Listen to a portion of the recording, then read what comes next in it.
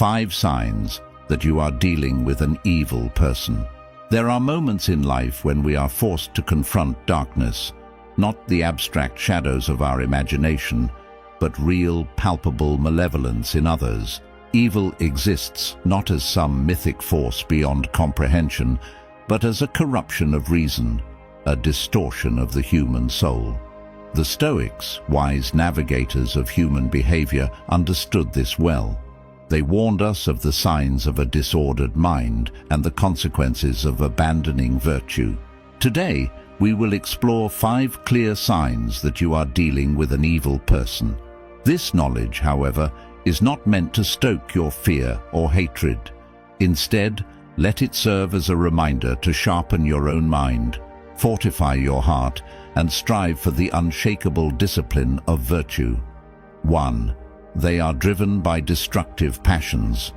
Marcus Aurelius wrote, "The soul becomes dyed with the color of its thoughts." Meditations 5.16.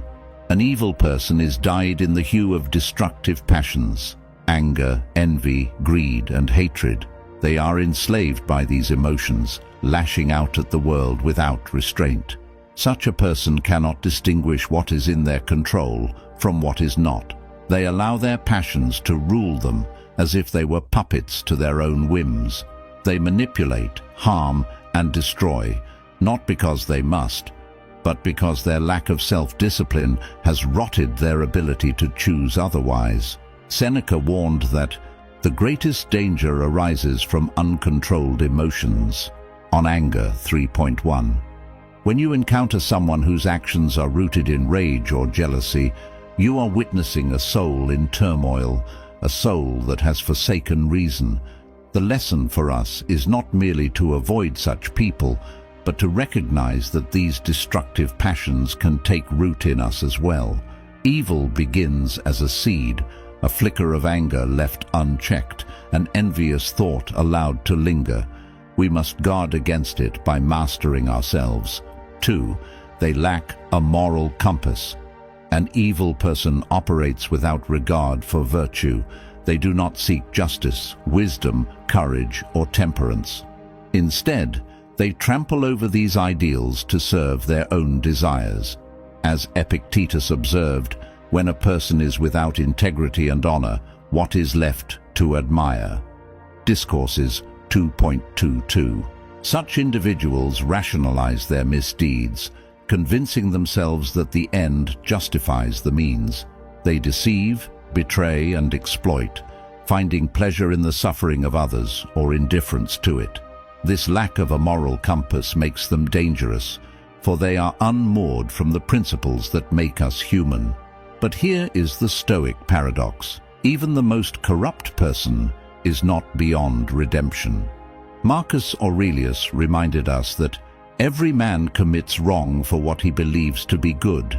Meditations 7.26. Evil, then, is not a fixed identity, but a failure of perception, a blindness to the true good that lies in virtue. As we confront such people, we must remember the solution is not to mirror their darkness, but to shine our light brighter.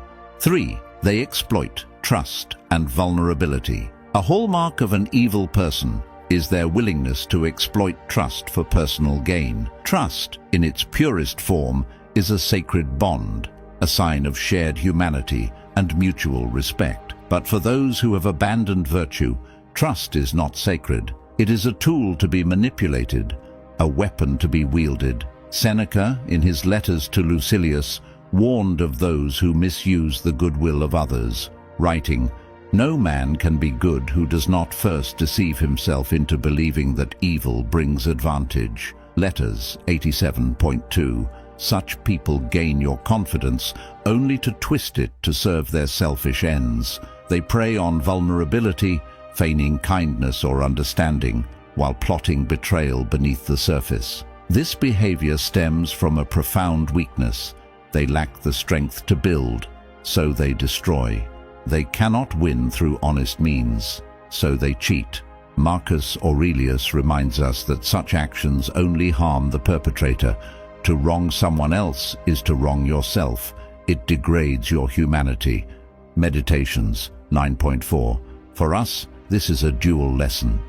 First, we must learn to recognize and guard against those who misuse trust. But second, and more importantly, we must ensure we never fall into the same trap. Even when we are wronged, we must not stoop to manipulation or deceit in response. Trust is a reflection of virtue, and those who betray it reveal their own inner decay. Let us, therefore, strive to embody integrity so completely that even in the face of betrayal, our character remains unblemished.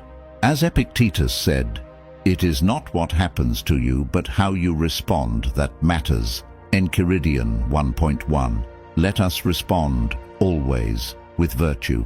4. They seek to divide and sow chaos. An evil person thrives on discord.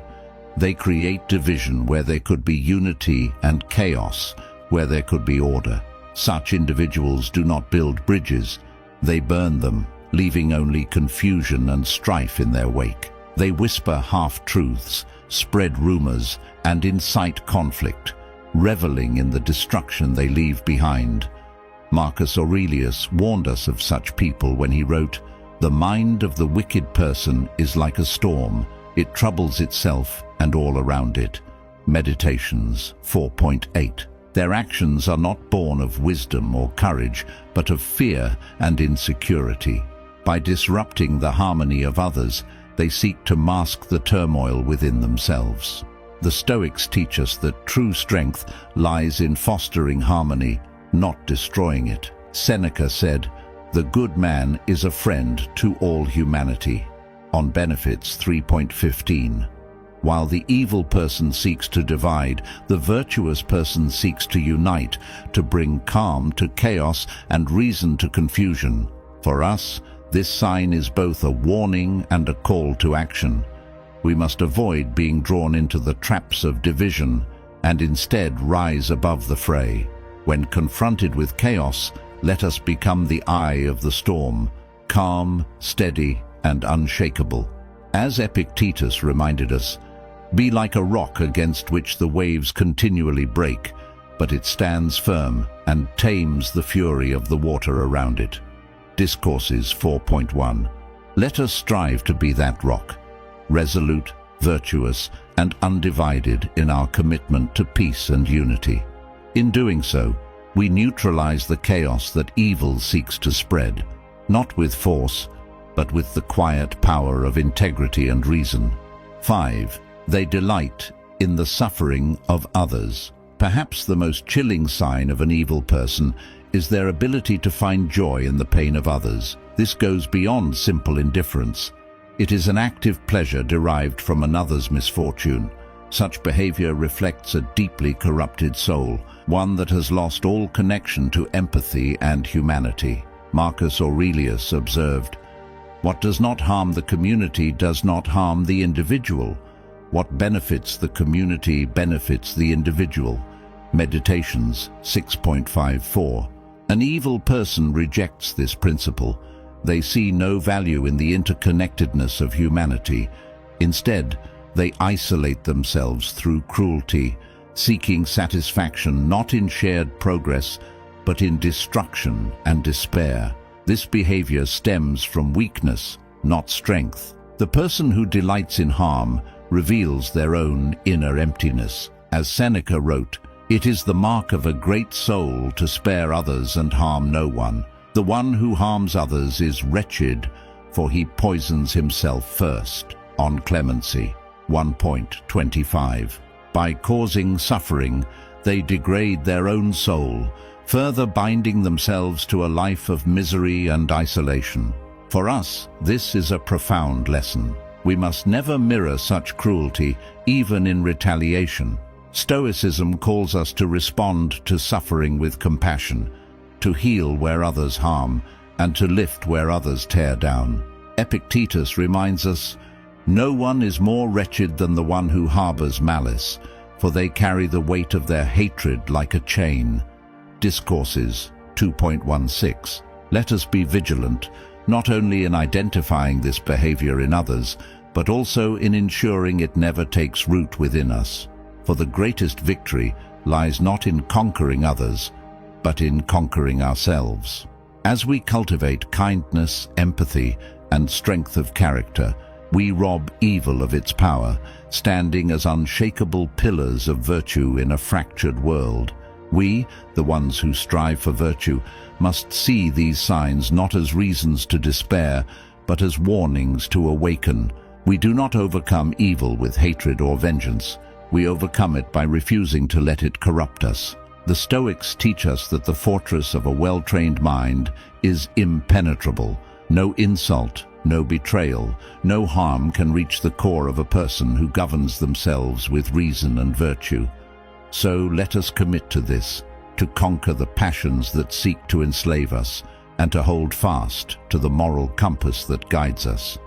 Let the presence of evil remind us of the necessity of good. Let the darkness of others illuminate our need for discipline, fortitude, and self-control. As Seneca said, "The wise man is neither harmed nor does he harm." Letters 71.36. Let us aim to be that wise man. Let us master ourselves so completely that the actions of others, no matter how wicked, cannot shake our resolve to live virtuously. For in the end, evil is powerless against the soul that remains unbroken. This is our path, our calling, and it begins, as it always has, within. And so, my friends, the path is clear. Evil may surround us, but it cannot conquer a soul fortified by virtue, reason, and self-control. Remember, the darkness of others is not an excuse to abandon your light. It's a call to shine brighter. If this resonated with you, subscribe to the Stoic verse for more wisdom to guide your journey. Together, we strive to master ourselves and live with purpose. Share this message with those who seek clarity in the chaos, and let's build a community rooted in strength, virtue, and resilience. Until next time, remember, you cannot control the actions of others, but you can always control your response. Stay strong, stay virtuous, and walk the Stoic path. A man who spends time alone is dangerous, not because he's plotting against the world, but because he's mastering himself. When you're alone, there's no one to impress. No distractions, no noise. It's just you and the truth about your fears, your flaws, your potential. Most men run from solitude because they're scared of what they'll find, but the man who embraces it, he sharpens his mind like a blade. He conquers his emotions. He becomes disciplined, focused, unstoppable. Marcus Aurelius said, "Nowhere can a man find a quieter or more untroubled retreat than in his own soul." That's where the real power lies, not in controlling others, but in mastering yourself. So the next time you see a man sitting alone, don't underestimate him. He's not lonely, he's reloading, and when he steps back into the world, he'll be a force you don't want to face.